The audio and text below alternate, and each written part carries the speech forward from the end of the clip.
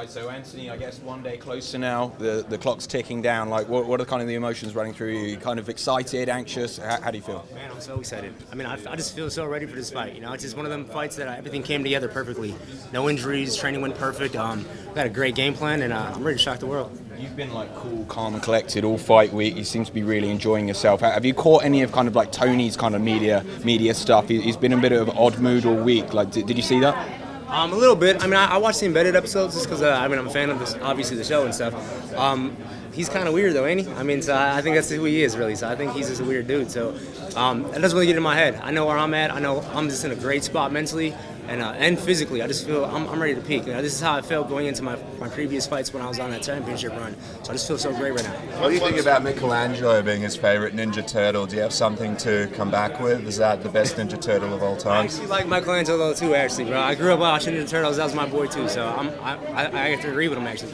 When was the last time you felt this good during a fight week? Because you do seem a little bit, you're smiling. Yeah, you don't always seem this good. It's been a while, man. You know what? Like I said, I had to look back and I was just going through the motions of this stuff, man. I was doing these media stuff, and I wasn't enjoying it. I wasn't like living in the moment, and now I'm living in the moment. And I feel like I'm happy to be here. I mean, I'm excited to be here. Was there a catalyst? Was there anything that caused that change in you? Just my life outside the octagon. Everything's just perfect, man. Like I couldn't ask for a better life right now, and it just shows in my performances right now. I mean, I feel like my sparring, I haven't dropped this many guys in sparring since back in the day. It's happening effortlessly. It just feels good. I'm not forcing it anymore. It's just effortlessly. Was it like that before the Chiesa fight? Because it did feel like you kind of let loose. You know, I was getting there. You know, I think before the Chiesa fight, I went back to my roots. I started doing my jiu-jitsu more than wrestling, and I addressed the wrestling, not trying to defend it so much. And I feel like that made a huge, I guess, it's confidence booster. You know, I know they take me down. The fight's not over. It's not wrestling. I got to fight them off my back. I got submissions like crazy. I got more submissions than knockouts. So it's just it's all coming together. It feels good. You and Tony, obviously a very exciting matchup on the feet, but especially the ground. How would you compare your grappling versus his grappling and the way you guys match up in that sense? I'm excited. You know, I've never been in danger in the UFC yet, in a submission yet. I've been Charles Oliveira. He had my back. You know, I've never felt in danger yet. I want to see what he brings. I know he got some darts. I'm ready for him. I'm just excited to get out there and test myself, man. This is the guy that's going to make me really show who the best Anthony Pettis can be. He said something interesting during the scrum about him having a thing in his contract where if the main event falls apart, he'll be the fill-in. Did you know about that? And I mean, ideally everything works out, but what do you think about it? I'm not even worried about what's going on. My focus is on Tony. That's it. If something happens out of my control, God gave me another great training camp, and let's sign me up for Milwaukee. But there's nothing in your contract as well that says that you might be a fill-in too if something goes down? I didn't read the contract. Signed it, sent it. One of the main storylines, I guess, of this fight is Tony coming back from his injury so quickly. Like, what do you kind of think about that? Do you think it's possible for him to actually have fully recovered from that knee surgery?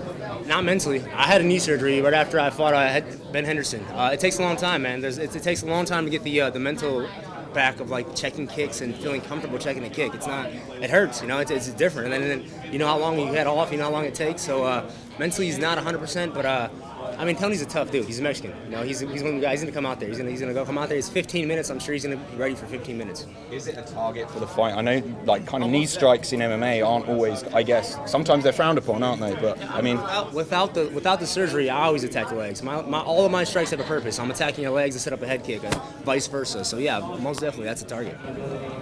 Anthony, it seems like you and Tony really respect each other. You've talked a lot about, you know, the good of both of you. What do you think goes into that, and do you think that adds to the fight at all? Yeah, I mean, I respect his fighting. I think the dude is a monster. I mean, 10-fight winning streak, got some of the best. He fought some of the best in the division. He hasn't fought me yet, so obviously I have my confidence on my side, but at the same time I got to respect the fact that this guy's a killer, and it's just motivating. You know, I woke up every day ready to train because I know I'm fighting this weekend. I know obviously you've been a previous champion, but a guy like Tony on such a big win streak, a scalp like that, what does that sort of get you? How big would that be for your career? Man, wait till Sunday. That's all I got to say. Wait till Sunday. I mean, you guys will all see Sunday. I know you're not looking past Sunday, but this fight kind of seems to have title implications. You guys would likely be the next in line. But when Conor McGregor did an interview with the Mac Life, he sort of said that when he looked at Tony and yourself, he wasn't really that excited to come back. What did you make of that? I didn't see that, so I'm not sure what you're talking about. Do you think he should be excited, though, given that you guys, well, Conor McGregor, because if he... I'm not even thinking about Conor McGregor right now. I got Tony Ferguson. I mean, whatever their career path is, I got mine in front of me, so... Anthony, you've had some incredible finishes in the past. Like, is there anything you've kind of been working on, or something you've seen in your mind that might happen on Saturday? On tools, man. I already have it all in the tool, but I mean everything's there. You know, athletically, I never left. It was more of a mental thing that fell off, and you know, one little small mistake like that cost me a lot of fights. You know, I lost a lot of fights, very close fights against the best in the world. You know, and I got it back. I feel it. You know, it's just I just feel I'm glowing right now. I just fucking feel it. It feels good. The perception of you was sort of that you had fallen out of that upper elite tier, I think. Did you feel that way? You know what? It's a mental thing. Yes, it's a mental thing. You know, when I'm lost against Eddie, and I fought Barboza, and you know I lost a little win streak. I'm like, I know I'm better than these guys. I feel like I'm better than these guys. I got the skills, and you just gotta believe it, man. And I lost that belief a little bit, and I got it back.